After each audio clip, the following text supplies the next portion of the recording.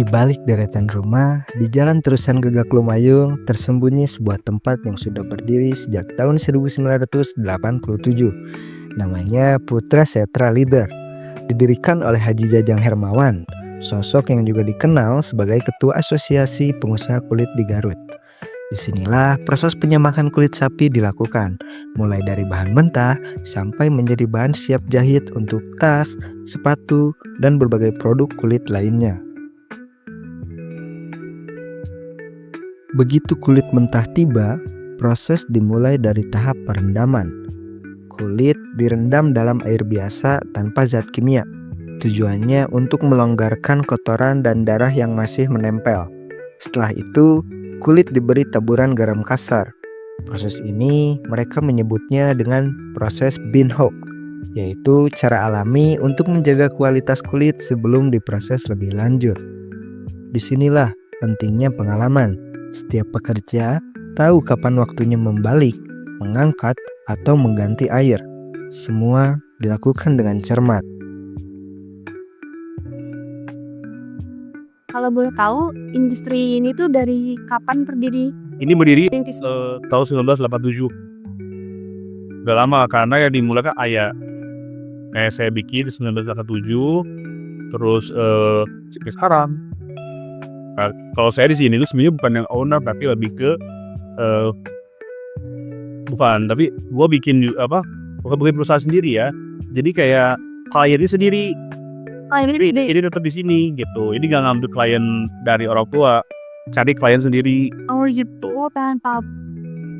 Itu aja sih. Kalau saya sebagai fashion itu berpengaruh ke sama industri kulit.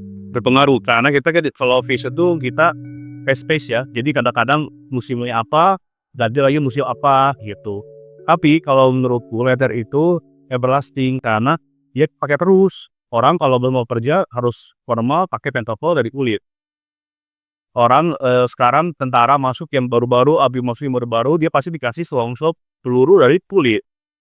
Sambuknya dari kulit, sepatu pentopelnya dari kulit, pasti selalu berjalan terus. Ya gitu, jadi gak pernah berhenti. Kan di sini tuh banyak sekali ya pastinya yang jadi supplier kulit gitu. Nah kan pasti kalau dalam perusahaan atau ya produk yang kita pasarkan pasti harus ada hal yang ditonjolkan gitu. Mungkin untuk menarik pembeli tetap ke kita tuh gimana sih gitu? Sebetulnya kalau untuk yang hal ditonjolkan untuk si pabrik kulit yang ada di Garut, kurang lebih sepertinya kalau menurut saya sama-sama aja. Untuk si barang-barang itu aja kalau ada tuh. Karena tidak ada sesuatu yang baru. Itu aja, walaupun buat high-end fashion tuh ya pasti barang-barangnya kan kulitnya gitu-gitu aja kan. Nggak ada yang berubah kecuali warna. Gitu kan. Tapi mungkin bisa ditonjolkan itu adalah dari permainan harga. Nah kalau harga dari misalkan MOQ, ada beberapa pabrik yang MOQ-nya harus 1.000. Nah itu kan jadi hal yang kadang-kadang mungkin bagi orang-orang yang baru mulai merintis berat, nah, mahal, gitu kan.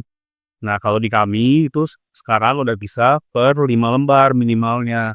Sedangkan kalau 1.000 feet itu kurang lebih mungkin sampai 200 lembar kulit. Karena kalau kita ngambil dari 20 feetan di 50 atau sampai ke 500 kurang lebih kan udah yang gede ya.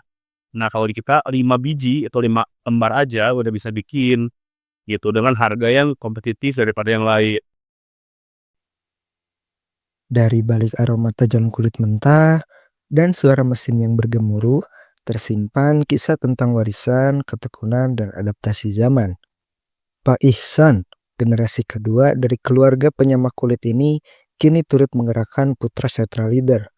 Bukan hanya lewat tangan di lapangan, tapi juga lewat sentuhan digital di media sosial.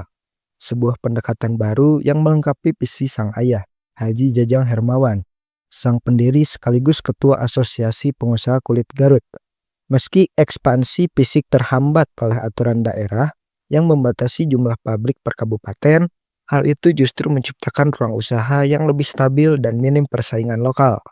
Produk mereka bahkan sudah menembus pasar luar kota hingga ke Medan, membuktikan bahwa kualitas tetap bisa bicara meskipun dari kota kecil seperti Garut. Di Putra Setra Leader, setiap lembar kulit bukan hanya hasil produksi, tapi potongan sejarah dan masa depan industri kreatif lokal yang terus hidup dari generasi ke generasi.